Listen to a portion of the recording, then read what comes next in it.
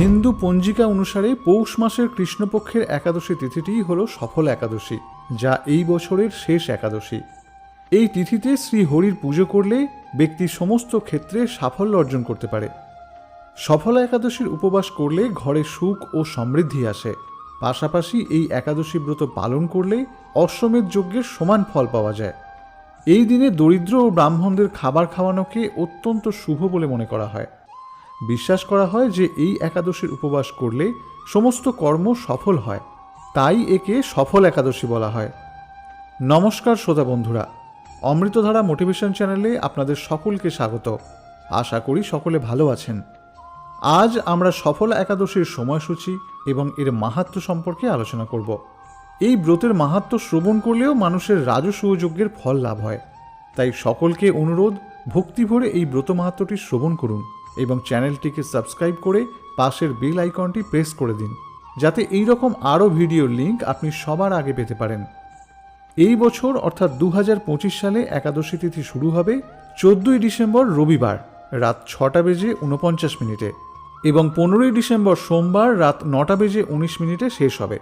সফলা একাদশীর উপবাস পালিত হবে 15ই ডিসেম্বর সোমবার, আর পালন করতে হবে 16ই ডিসেম্বর মঙ্গলবার সকাল 7:09 থেকে সকাল 9:15 মধ্যে।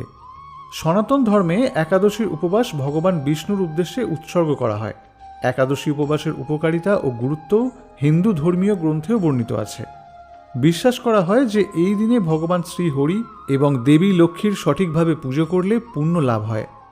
বায়ুপুরাণ অনুসারে একাদশীর উপবাস করলে মানুষ পাপ থেকে মুক্তি পায়, কাজে সাফল্য আসে এবং এর সাথে কাজের বাধা দূর হয় বলে বিশ্বাস করা হয়। এই দিন তুলসী পাতা ছেঁড়া মোটেই উচিত নয়। এই দিন তুলসী পাতা ছিঁড়লে ভগবান বিষ্ণু ক্রুদ্ধ হন। এই দিন ঘর পরিষ্কার পরিচ্ছন্ন রাখতে হবে। এই একাদশীর দিনে একজন গরিব বা অভাবী মানুষকে সাহায্য করা অত্যন্ত শুভ। যারা ব্রত করবেন তারা আগের দিন নিরামিষ আহার গ্রহণ করবেন, আর একাদশীর দিন ভোরবেলা উঠে ঘর পরিষ্কার পরিচ্ছন্ন করে স্নান করে ভগবান বিষ্ণুর পুজো অর্চনা করবেন। এদিন আপনাকে কঠোর উপবাস পালন করতে হবে। প্রকৃতপক্ষে ব্রত 3 প্রকার: উত্তম, মধ্যম এবং কনিষ্ঠ। উত্তম হলো যারা নির্জলা ব্রত করবে, এটি সর্বোত্তম। কিন্তু শারীরিক সমস্যার জন্য সবাই নির্জলা উপবাস করতে পারে না। তবে সেক্ষেত্রে যে কোনো প্রকার ফল খেতে পারবেন, দুগ্ধ খেতে পারবেন। কিন্তু অনেকে আছেন যারা ভারী কাজকর্ম করেন, সেক্ষেত্রে আপনারা সবজি রান্না করে খেতে পারেন, যেমন মিষ্টি কুমড়ো, মিষ্টি আলু, ফুলকপি, কাঁচা কলা ইত্যাদি। এছাড়াও কাঠবাদাম, কাজু বাদাম এগুলো সূর্যমুখী তেল বা বাদাম তেল অথবা ঘি দিয়ে রান্না করে ভগবানকে ভোগ নিবেদন করে তারপর প্রসাদ হিসেবে গ্রহণ করবেন। কিন্তু ভুলক্রমেও সবজি রান্না করার সময় সরিষার তেল সংমিশ্রণ করবেন না। মনে রাখবেন, ব্রত করুন বা না করুন, একাদশীর দিন কিন্তু ভুল করেও পঞ্চরবি শস্য খাওয়া উচিত নয়। শ্যামা চাল, ওটস, চিয়া সিড এগুলি ভক্ষণ করা উচিত নয়। আর সরিষার তেল তো কখনোই খাবেন না, এতে পাপ না করেও সকল পাপের ভাগিদার হতে হয়। এছাড়া একাদশীর দিন কোনো প্রকার শাক খাওয়া উচিত নয়। এছাড়া সিম, ঢেঁড়স, বেগুন ইত্যাদিও খাওয়া উচিত নয়, এর ফলেও কিন্তু ব্রত ভঙ্গ হয়। এছাড়াও কোনো প্রকার নেশা জাতীয় দ্রব্য গ্রহণ করা যাবে না। রাজা যুধিষ্ঠির ভগবান শ্রীকৃষ্ণকে একটি অত্যন্ত গুরুত্বপূর্ণ প্রশ্ন করেছিলেন: হে জনার্দন, পৌষ মাসের কৃষ্ণপক্ষে কোন একাদশী পড়ে এবং কিভাবে পালন করা উচিত? যুধিষ্ঠির মহারাজের কথা শুনে ভগবান কেশব বললেন, হে ধর্মরাজ, পৌষ মাসের কৃষ্ণপক্ষে পালন করা হয় সফলা একাদশী। এই দিন ভগবান বিষ্ণুর উদ্দেশ্যে পুজো করে একাদশী পালন করতে হয়। কেউ যদি অনেক দান দক্ষিণা সহকারে আড়ম্বরের সাথে যজ্ঞ সম্পন্ন করেন, তাহলে ভগবান যতটা সন্তুষ্ট হন তার থেকেও অনেক বেশি সন্তুষ্ট হন কেউ যদি শুধুমাত্র ভক্তি ভরে এই একাদশী ব্রত পালন করেন।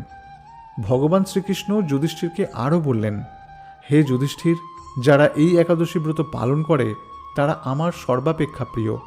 তারা এই জগতে ধনসম্পদ লাভ করতে পারে এবং পরজগতে তাদের মুক্তি লাভ হয়, এবং হাজার হাজার বছর তপস্যায় যে ফল লাভ হয় না, একমাত্র সফল একাদশীতে রাত্রি জাগরণের ফলে তা অনায়াসে লাভ করা যায়। এইবার ব্রত কথাটি শ্রবণ করা যাক। একসময় চম্পাবতী নগরে মহিষ্মত নামে একজন পরাক্রমশালী এবং ধার্মিক রাজা রাজত্ব করতেন। তার 4 পুত্র ছিল।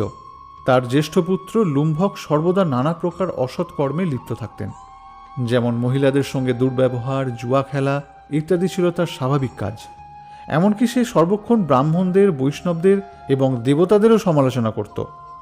পুত্রের এইরূপ আচরণে ক্ষুব্ধ হয়ে রাজা মহিষ্মত তাকে রাজ্য থেকে বের করে দিলেন। নিজের পুত্র হওয়া সত্ত্বেও তিনি রাজ্যের আইন সঠিকভাবে পালন করে পুত্রকে শিক্ষা প্রদান করলেন। রাজপুত্র লুম্ভক তার স্ত্রী, পুত্র, পিতামাতা, আত্মীয় স্বজন সকলকে পরিত্যাগ করে গভীর বনে গমন করল। দুঃখিত মন নিয়ে খুব কষ্টে সে দিন অতিবাহিত করতে লাগল। কখনো সে নানা প্রকার জীব ধরে গ্রহণ করত, কখনো বা ফল গ্রহণ করত, কখনো সে অন্যের গৃহ থেকে চুরি করে জীবনযাপন করতে লাগল। কিছুদিন পর একদিন সে চুরি করতে গিয়ে নগরের প্রহরীদের কাছে ধরা পড়ল, কিন্তু রাজপুত্র বলে সে অপরাধ থেকে মুক্তি পেয়ে গেল। পুনরায় সে বনে গিয়ে একইভাবে জীবন অতিবাহিত করতে লাগল। সেই বনে বহু বছরের পুরনো একটি অশ্বত্থ গাছ ছিল। সেখানে ভগবান বিষ্ণু বিরাজমান বলে সেই বৃক্ষটি দেবত্ব প্রাপ্ত হয়েছিল। সেই বৃক্ষতলে পাপী লুম্ভক বাস করতে লাগল। এই রকমভাবে বহু দিন অতিবাহিত হওয়ার পর লুম্ভকের পূর্বজন্মের কোনো পূর্ণ ফলে সে পৌষ মাসের দশমীর দিনে নিজের অজান্তেই কেবল ফল আহার করে অতিবাহিত করেছিল। সেই দিন সে বনের কোনো প্রকার প্রাণী গ্রহণ করেনি, শুধুমাত্র ফলমূলই গ্রহণ করেছিল। একাদশী ব্রতের আগের দিন অর্থাৎ দশমীর দিন সে শুধুমাত্র ফল গ্রহণ করেই দিন অতিবাহিত করেছিল, এবং রাত্রিতে যেহেতু পৌষ মাস তাই অসহ্য শীতের প্রকোপে সে অচেতন হয়ে পড়ে রইল, এবং পরদিন সূর্যোদয়ের পরেও সে অচেতন হয়ে রইল। অবশেষে দুপুরের দিকে তার চেতনা ফিরল। ক্ষুধা নিবারণের জন্য সে অতি কষ্টে কিছু ফল সংগ্রহ করেছিল এবং সেই বৃক্ষের নিচে এসে বিশ্রাম গ্রহণ করছিল। রাত্রিতে খাদ্যের অভাবে সে ক্রমশ দুর্বল হয়ে পড়ল এবং সে নিজের প্রাণ রক্ষা করার জন্য দুপুরবেলায় যে ফল সংগ্রহ করেছিল সেই ফলগুলিকে ওই বৃক্ষের মূলে রেখে ভগবান বিষ্ণুর উদ্দেশ্যে অশ্রুপাত করতে করতে নিবেদন করে বলল, হে লক্ষ্মীপতি নারায়ণ, আপনি প্রসন্ন হন। ক্ষুধায় অনাহারে সে রাতে ঘুমাতেই পারল না। তখন ভগবান বিষ্ণু লুম্ভকের এই ফল নিবেদনকে বিশেষ পুজো হিসেবে গ্রহণ করলেন, কারণ সে ভগবানের উদ্দেশ্যে ভোগ নিবেদন করেছিল। ভগবান নারায়ণ লুম্ভকের রাত্রি জাগরণকে একাদশীর জাগরণ এবং ফল অর্পণকে পূজা বলে গ্রহণ করে অত্যন্ত প্রসন্ন হয়েছিলেন। যদিও সে নিজের ইচ্ছায় নয়, অনিচ্ছাতেই সেই একাদশীর ব্রত তার পালন করা হয়ে গিয়েছিল। এইভাবে অজ্ঞাতসারেই লুম্ভকের সফল একাদশী ব্রত পালন হয়ে গেল। একাদশী ব্রতের পরের দিন অর্থাৎ দ্বাদশীর দিনে প্রাতঃকালে আকাশে দৈববাণী হল, হে পুত্র, তুমি সফলা ব্রতের পূর্ণ প্রভাবে রাজ্য প্রাপ্ত হবে। সেই দৈববাণী শোনা মাত্র লুম্ভক দিব্য রূপ লাভ করল, তার পাপ বুদ্ধি দূর হল এবং সে পুনরায় তার রাজ্য লাভ করল। স্ত্রী পুত্র সহযোগে কিছুকাল রাজ্য সুখ ভোগের পর পুত্রের উপর রাজ্যের ভার অর্পণ করে সে সন্ন্যাস আশ্রম গ্রহণ করল। অবশেষে তার প্রয়াণকালে সে ভগবানের কাছেই ফিরে গেল। হে মহারাজ, এইভাবে সফল একাদশী যিনি পালন করেন তিনি জাগতিক সুখ এবং পরে মুক্তি লাভ করেন। এই ব্রতে যারা শ্রদ্ধাশীল তারাই ধন্য, তাদের জন্ম সার্থক, এতে কোনো সন্দেহ নেই। যারা প্রত্যেকটি একাদশী ব্রত পালন করেন তাদের জন্ম যে সার্থক, এতে কোনো সন্দেহ নেই। এই ব্রত পাঠ ও শ্রবণ করলে মানুষের রাজস্ব যজ্ঞের ফল লাভ হয়। সফলা একাদশী ব্রতের মাহাত্ম্য কথা ব্রহ্মাণ্ড পুরাণে যুধিষ্ঠির শ্রীকৃষ্ণ সংবাদ রূপে উল্লেখ করা হয়েছে। প্রিয় শ্রোতা বন্ধুরা, আশা করি ভিডিওটি আপনাদের সমৃদ্ধ করেছে। যদি ভিডিওটি দেখে আপনার ভালো লেগে থাকে তাহলে একটি লাইক করবেন এবং অবশ্যই চ্যানেলটি সাবস্ক্রাইব করে আমাদের পাশে থাকবেন এবং কমেন্টে লিখবেন জয় শ্রীকৃষ্ণ।